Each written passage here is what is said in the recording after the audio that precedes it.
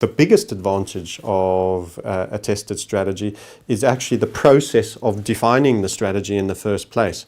Because too many people, when I speak, and this is once again my value of having taught traders, that they say, here are my rules. And then when I watch how they implement them, they actually say, well, I didn't do that one because of that, and I didn't do this one. So I said, well, where's that as part of your rules though? So you're actually discretionally bending the initial rules that you wrote down, because you're not actually trading your actual system in terms of how you defined it, or you're actually adding a new level of rules that you haven't yet incorporated into your rules. So one or two has got to happen. You've either got to stop messing with what you originally wrote down and trade what you've defined, or if that which you think is an important criteria, define that criteria and reintegrate it into your system.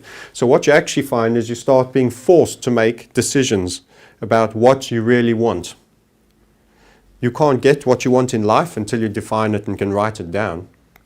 So in the same way in trading, you have to say, I'm going to have to let some of those trading patterns go. I quite like them, but sometimes they really sting you. They go the wrong way. And when they do that and that, it could be good, but it could be bad. Let's just focus on the ones that give me the results that I always need. And you're being forced to eliminate and to define.